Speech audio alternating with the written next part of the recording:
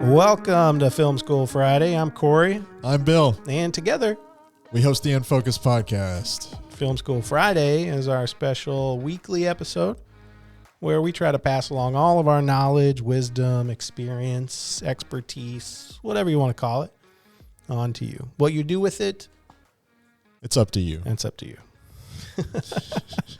Bill, this week's episode might be a little controversial to some, but I do believe it is a topic worth discussing because it obviously comes up a lot, especially for indie filmmakers or individuals that are getting into maybe short form narrative for the first time. One of the easiest paths into that could seem like a good fan film. Mm-hmm. So, I'm curious on your thoughts on fan films. Yeah, so I've got a lot of opinions on fan films. And look, if this is offensive to you because you've worked on a fan film or whatever, like, I'm sure that was a great exercise. But that's really all it is. And I'm coming at this from the business side of film and also from a resources and budgetary side. Fan films, by nature, will get you nowhere. I guess they can be a great show of, the kind of work you can do, something fun for YouTube, assuming the company who owns the property doesn't take your content down. So that's one thing you have to think about. Because when you make a film, there's an intent behind it, right? And a lot of times, especially if you're spending a lot of money and using a lot of resources, that intent is to, in some way, make back what you put out, either monetarily or from, the growth of an audience or, being on one of the big streaming platforms or something like that. Like there's something you're looking to get back. Like nobody, unless you have ridiculous amount of disposable income, nobody is like making $1 million budget film for themselves to have fun. I mean, that's ridiculous, especially not in the indie world. There's always an intent somewhere. Right. When it comes to a fan film, the idea that you are creating a film around someone else's legal property, and a lot of times a larger company's property, you're automatically excluding yourself from a lot of these end goals. Right. Distribution, making money, reaching an audience in a lot of cases. And so to me, a fan film has always seemed like a really big waste of resources and money, people resources. I see them a lot, and I see really well done, well produced, beautiful looking fan films pop up every now and then. But I always ask the same question: what are you doing with this? Right. Like, what you can't do anything with it. Yeah, I feel like you'd be really limited to, like you could show it as, here's something I'm capable of doing. Yeah. If you really need that and you're really passionate about whatever that IP is. Yeah.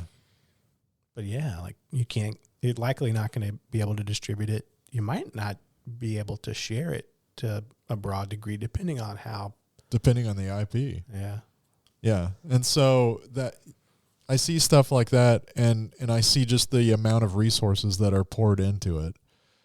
And I'm just like, you could use these resources towards something that you're actually going to make back on. Mm-hmm. And that's actually going to move the ball for you in a more straightforward way. I've never understood the reasoning.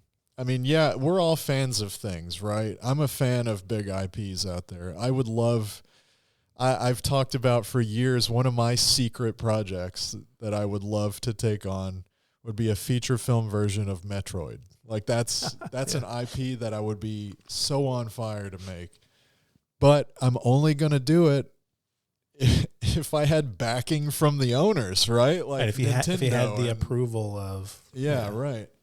And so because that's the only way you're going to actually be able to do something with that IP that's substantial, that has a monetary return, that gets out to an audience. You're not going to be sued, most importantly. Right. Like there are some entertainment companies out there One is represented by a mouse that we all know that is very litigious. So you get yourself into hot water sometimes if you're putting a lot of resources into somebody else's IP. And they're not going to give you permission. They're not going to say, yes, go ahead and make a $20,000 Star Wars film. Go for it. Like, they're not going to say that. No. And so what then are you doing ultimately? I've seen some fan films that are beautiful, that are very well made, very well crafted by some very talented people. And I just shake my head and I say, these talented people could be doing something that's original, that's not an IP they don't have authorization for, and soar with it. Do anything with it. Sky's the limit. Why restrict yourself? Why chop off your hands and feet? Right. With doing somebody else's IP. Would you agree that maybe fan films definitely have a place like as student films? Yeah, absolutely. Because for one thing, student films, just in being student films, nobody's student film is getting optioned at Netflix. Right.